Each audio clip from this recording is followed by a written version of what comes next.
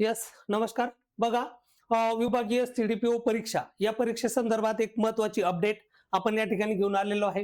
बरेचसे उमेदवारांचे फोन आलेले आहेत की निकाल कधी लागणार आहे, फायनल आन्सर नुसार माझे मार्क्स कमी झाले, माझे मार्क्स वाढलेले आहेत. बरेचसे काही प्रश्न आहेत. अर्थातच या फायनल आन्सर नुसार आपल्या मार्क्स मध्ये कोणत्या प्रकारचे बदल झालेले आहेत ते आपल्याला बघायचं आहे. त्याचबरोबर निकाल कधी लागणार आहे, एक महत्वाची अपडेट आहे. निकाल कधी लागणार आहे ते बघायचं आहे. आणि आपली जी काही मुलाखतीचा प्रोग्राम आहे, संभाव्य मुलाखतीचा जो काही प्रोग्राम आहे, तर त्या कधी सुरू होणार आहे, या सगळ्या अपडेट आपल्याला एकाच व्हिडिओमध्ये बघायचे आहेत. फार लेंदी व्हिडिओ नाहीये, एक 5-7 मिनिटांमध्ये आपला व्हिडिओ फिनिश होणार आहे. म्हणून व्हिडिओ शेवटपर्यंत बघायचा आहे आवर्जून, ठीक आहे. त्याचबरोबर बघा, बऱ्याचशा उमेदवारांनी आतापर्यंत जे काही मार्क्स कॅल्क्युलेट केलेले आहेत, तर ते मार्क्स खरंच तुम्ही चुकीच्या पद्धतीनं कॅल्क्युलेट केलेले आहेत. काही लोकच आहेत की ज्यांनी मार्क्स हे व्यवस्थितरित्या कॅल्क्युलेट करताना आपल्याला दिसत आहे, नाहीतर बहुतांश लोकांनी मार्क्स मोजताना चुकवलेले आहेत. तर ते कसे मोजायचे आहेत, या सगळ्या गोष्टी आपण काय करणार आहे, या व्हिडिओमध्ये बघणार आहे, ठीक आहे. बघा, सीडीपीओ जी परीक्षा आहे, आता आपली काय झालेलं आहे, लेखी परीक्षा कंप्लीट झालेली आहे. लेखी परीक्षा कंप्लीट झालेली आहे. त्याचबरोबर बघा, फायनल आन्सर की आली आणि आता मला आमचे फायनल जे मार्क्स आहे, ते मार्क्स सुद्धा या ठिकाणी काय झालेले आहेत, कळालेले आहेत.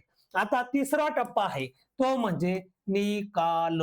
आता निकाल लागणार आणि निकाल लागल्याच्या नंतर लगेच आपला मुलाखतीचा प्रोग्राम जाहीर होणार आहे, ठीक आहे. तर बघा, आता आपल्याला हेच बघायचं आहे की निकाल कधी लागेल आणि मुलाखत. तत्पूर्वी बघा, एक महत्वाचा मुद्दा की जे काही तुम्ही मार्क्स कॅल्क्युलेट केलेले आहेत, त्यामध्ये बघा, आपला जो पेपर आहे तो आहे 100 प्रश्नांचा. किती आहे? 100 प्रश्न. त्यामध्ये आहेत 200 गुण. किती आहेत? 200 गुण. जर समजा यामध्ये 10 प्रश्न हे आयोगाने काय केलेले आहेत, रद्द केलेले आहेत. काय केलेले आहेत? रद्द केलेले आहेत. तर तुमचे 20 जे मार्क्स आहेत, तर हे यामधून काय झालेले आहेत, वजा झालेले आहेत. काय झालेले आहेत? वजा. म्हणजे आता तुम्हाला तुमच्या जे काही मार्क्स कॅल्क्युलेट करायचे आहे, ते तुम्हाला 180 पैकी करायचे आहेत.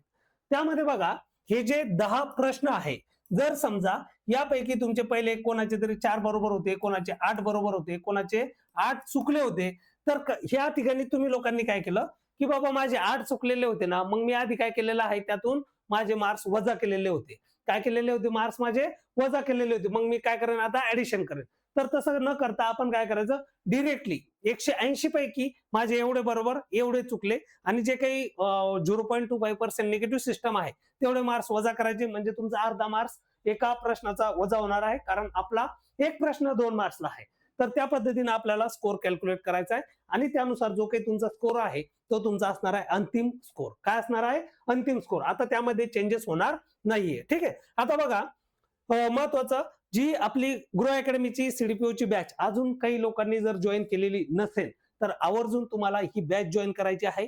कारण महाराष्ट्रातील सगळ्यात अनुभवी जी टीम आहे, तर ती तुमच्या जिल्ह्याच्या ठिकाणी येऊन तुमची मुलाखत घेणार आहे. हा एक महत्वाचा मुद्दा या मुलाखत प्रोग्राम मध्ये आहे. ते ठिकाणं 8 ठिकाणी आहेत. त्यामध्ये बघा, नागपूर आहे, अमरावती आहे, छत्रपती संभाजीनगर, नांदेड, नाशिक, त्याच्यानंतर पुणे, इस्लामपूर म्हणजे ज्याला आपण आता नव्यानं ईश्वरपूर म्हणतो, आणि त्याचबरोबर कोल्हापूर. एवढे सगळे ठिकाणं आपण काय केलेले आहेत, मुलाखतीसाठी ठेवलेले आहेत. या ठिकाणी जे आजूबाजूच्या एरियातील, ज्या आजूबाजूच्या जिल्ह्यातील जे लोक असणार आहे, यांनी त्या ठिकाणी येऊन काय करायचंय, आपली प्रत्यक्ष मुलाखत द्यायची आहे. फक्त इथं या ठिकाणी या बॅच मध्ये फक्त तुमची मुलाखतच होणार नाही, तर या ठिकाणी बघा, तुम्हाला नोट्स सुद्धा मिळणार आहे. काय मिळणार आहे? नोट्स मिळणार आहे. त्या नोट्स 3 टप्प्यातल्या आहेत. काय आहेत? 3 टप्प्यातल्या. पहिल्या आहे बेसिक नोट्स, दुसऱ्या आहे पदाचे कर्तव्य आणि जबाबदाऱ्या, तिसऱ्या नोट्स आहे जे की चालू घडामोडीवर आपल्या मुलाखतीमध्ये बहुतांश प्रश्न विचारले जातात, तो सुद्धा पार्ट आपण या नोट्स मध्ये कव्हर केलेला आहे. फक्त जनरल माहिती नव्हे, तर अपेक्षित प्रश्न आणि त्याचं एक आयडियल आन्सर काय असेल, या सगळ्या स्वरूपामध्ये त्या नोट्स, आतापर्यंत आपण तुम्हाला 2 टप्प्यातल्या नोट्स शेअर केलेल्या आहेत. तर त्या सगळ्या नोट्स तुमच्या या ठिकाणी होणार आहेत. त्याचबरोबर बघा, जे तुमची हॉबी असेल, त्या सगळ्या तयारी आपण करून घेणार आहोत. व्हिडिओ, रेकॉर्डेड व्हिडिओ सुद्धा बॅच मध्ये उपलब्ध आहेत. जवळपास 10-12 ते व्हिडिओ असतील की त्यामध्ये तुम्हाला आपल्याला एक्झॅक्ट तयारी कोणत्या वेळेनं करायची आहे, कशी कशी करायची आहे, कोणत्या प्रश्नाला कसं टॅकल करायचं आहे, या सगळ्या गोष्टी त्यामध्ये आपण सांगितलेल्या आहे. आणि एक नव्यानं आपण जर शक्य झालं सर्व उमेदवारांची, तर आपण ऑनलाईन स्वरूपामध्ये सुद्धा एक अतिरिक्त मुलाखत घेणार आहे. त्याचा एक पहिला टप्पा काल पार पडला. एक 22 लोकांच्या आपण ऑनलाईन स्वरूपामध्ये मुलाखती सुद्धा घेतलेल्या आहे. अर्थात आता आपल्याला किती टाइम स्पॅन मिळतो यावर सगळ्या गोष्टी डिपेंड आहे, कारण निकाल हा लवकरच आहे. तो बघायचा आहे आपल्याला कधी आहे. आणि अर्थात ज्या लोकांनी जॉईन नाही केलंय तर खरंच जॉईन करा. आता तुमच्या हातामध्ये फक्त मुलाखत आहे. मुख्य परीक्षा झालेली आहे, आता मुलाखत आहे. आणि द ग्रो अकॅडमीची जी बॅच आहे तिची काही फार मोठी फी नाहीये, 3000 रुपये फी आहे. त्यामध्ये या सगळ्या गोष्टी तुमच्याकडून कव्हर करून घेतल्या जाणार आहे. तुम्हाला सगळ्या गोष्टी दिल्या जाणार आहे. आणि महत्वाचं म्हणजे या ठिकाणी जी टीम आहे तर त्यांनी कितीतरी एमपीएससीच्या मुलाखती दिलेली टीम आहे. एक सर्वात महत्वाचं वैशिष्ट्य म्हणजे बरेचसे तुम्हाला मुलाखतीचे प्रोग्राम दिसतील, पण त्यांच्याकडे सिंगल पर्सन नसेल की ज्यानं एमपीएससीची मुलाखत दिलेली आहे. आणि अर्थात आम्ही तुमची तयारी करून घेणार आणि जेव्हा तुमच्या मुलाखती असणार तेव्हा त्या ठिकाणी त्या जिल्ह्यामध्ये कार्यरत असणारे अधिकारी ते पण नव्यानं रुजू झालेले, कारण फार जुना अधिकारी घेऊन फायदा नाही. त्यांनी आता या काळामध्ये दिलेल्या मुलाखत असली पाहिजे असे लोक आपण या ठिकाणी काय करणार आहे, पॅनल मध्ये ठेवणार आहे. ठीक आहे. ज्या लोकांनी जॉईन केलेलं नसेल त्यांनी द ग्रो अकॅडमीचं ऍप जे आहे डिस्क्रिप्शन बॉक्स मध्ये लिंक आहे, त्या लिंकवरून ऍप डाउनलोड करा आणि आजच तुम्हाला कोर्स एनरोल करायचा आहे. आणि जर काही अडचण आली तर अर्थात मी माझा नंबर दिलेला आहे 8422 85 86 98. यावर तुम्ही कॉल करून जर काही शंका असतील तर त्या विचारू शकता. ठीक आहे. चला नेक्स्ट बघूया. बघा आता जे काही रद्द झालेले प्रश्न आहे यानुसार अर्थात काय झालेलं आहे, आमच्या गुणांचं समीकरण काय झालेलं आहे, बदललेलं आहे. नंतर बघा बदललेली उत्तर काय करणार आहे, थेट तुमच्या कट ऑफवर परिणाम करणार आहे. मग बघा गुणांचं समीकरण कसं, तर ऍव्हरेज 5 ते 12, ऍव्हरेज 5 ते 12 या रेंजमध्ये मार्क्स कमी होताना दिसत आहे. एक बहुतांश लोकांचे मार्क्स कमीच झालेले आहे. क्वचितच काहीतरी उमेदवार आहे की ज्यांचे 2 किंवा 3 मार्क्स वाढलेले आहे. फार मार्क्स वाढलेले नाही, पण कमी जास्त प्रमाणामध्ये झालेले आहे. ऍव्हरेज आहे 5 ते 6 मार्क्स तर प्रत्येकाचे कमी झाले. काही लोकांचे 12 मार्क्स पर्यंत मार्क्स कमी होताना आपल्याला या ठिकाणी दिसत आहे. आणि अर्थातच जर हे मार्क्स जर कमी झालेले आहे तर ते काय करणार आहे, तुमचा कट ऑफवर थेट परिणाम करणार आहे. कसा, तर तो कट ऑफ या ठिकाणी कमी लागणार आहे. काय होणार आहे, कमी लागणार आहे. बघा तुमचा जो संभाव्य कट ऑफचा व्हिडिओ आहे तो मी घेतलेला आहे. खरं पाहिलं तर तुमच्या सीडीपीओ परीक्षेच्या संदर्भात कट ऑफचा व्हिडिओ प्रेडिक्ट करताना नाकीनऊ आले होते. कारण बघा आतापर्यंत एमपीएससीच्या ज्या काही परीक्षा आहेत आमच्या, तर परीक्षा होत असताना त्याला एक काहीतरी बॅकग्राऊंड असतं. म्हणजे मागच्या वर्षीचा पेपर, या वर्षीचा पेपर, डिफिकल्टी लेवल, मागच्या वर्षीचे किती उमेदवार होते, या वर्षी किती आहे, मागच्या वर्षीचा कट ऑफ किती लागला, या वर्षी किती लागेल, हे कॅल्क्युलेट करणं थोडं सोपं आहे कम्पॅरेटिव्हली तुमची परीक्षा. कारण 15-20 वर्षात फर्स्ट टाइम परीक्षा होते आणि या परीक्षेला जे काही उमेदवार आहेत प्रत्येकाचा आवाका, अभ्यासाचा जो आवाका आहे तो लक्ष देणं अवघड आहे.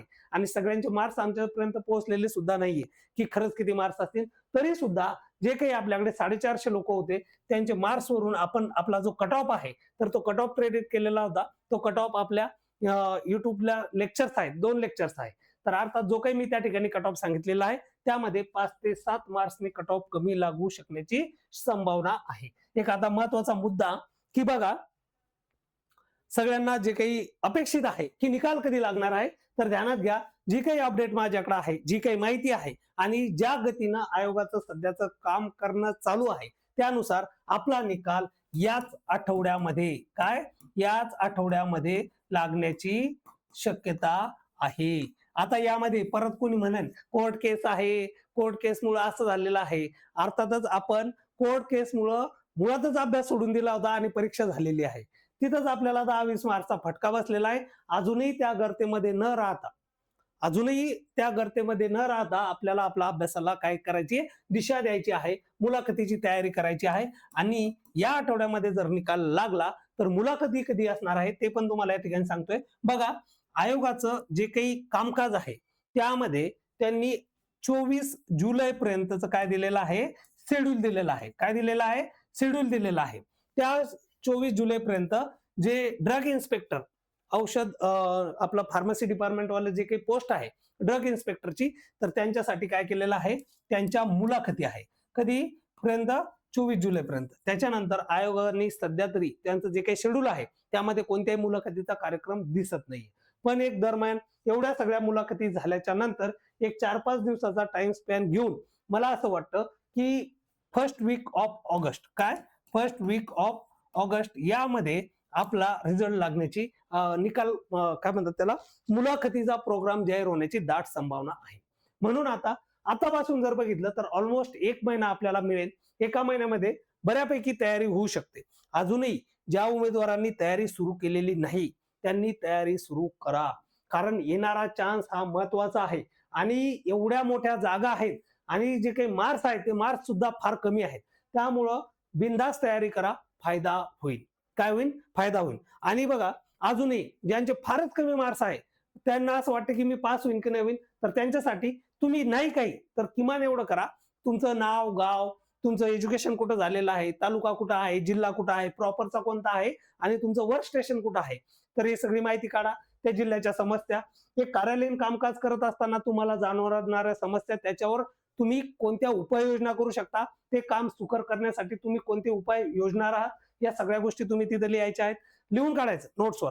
त्याचबरोबर तुम्हाला काय करायचं आहे, अजून एक, की जो काही विभाग आहे, तुम्ही ग्रामविकास विभागाचे कर्मचारी असा किंवा महिला व बालकल्याण विभागाचे कर्मचारी, तुम्हाला आपली सगळी जी हायरार्की आहे, फार मंत्री कोण आहे, आयुक्त कोण आहे, त्यांच्या खाली कोण आहे, विभागीय आयुक्त कोण आहे, तुमचा जो काही महसुली विभाग आहे तिथला, तर या सगळ्या गोष्टी आपण या ठिकाणी लिहून काढणं गरजेचे आहे. किमान एवढी तयारी तुम्ही सगळ्यांनी करायची आहे, ज्यांचे मार्क्स कमी आहे आणि ज्यांना वाटतं की बाबा माझा स्कोर येईन का नाही, म्हणजे दुविधा मनस्थितीमध्ये असलेली जनता. ओके, बाकीचे जे आहे, ज्यांचे मार्क्स चांगले आहेत त्यांनी बिनधास्त ग्रो अकॅडमीचा जो प्लॅटफॉर्म आहे, वेल क्वालिफाईड लोक, त्याचबरोबर महत्वाचं आयोगाच्या मुलाखती दिलेली जनता जी आहे ती तुमच्या मुलाखती घेणार आहे. तर आवर्जून तुम्हाला ही काय करायची, बॅच एनरोल करायची आहे.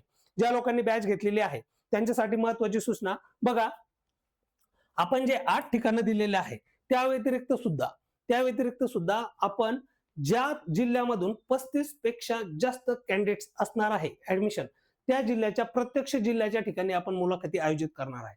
म्हणून तुम्हाला महत्वाचं की जास्तीत जास्त लोकांपर्यंत न्यूज पोहोचवा की अशा अशा मुलाखतीचा प्रोग्राम बाबा आपल्या जिल्ह्यामध्ये होणार आहे, तू हे काय कर, बॅच एनरोल कर. ही जबाबदारी मी तुमच्यावर सोपवलेली आहे.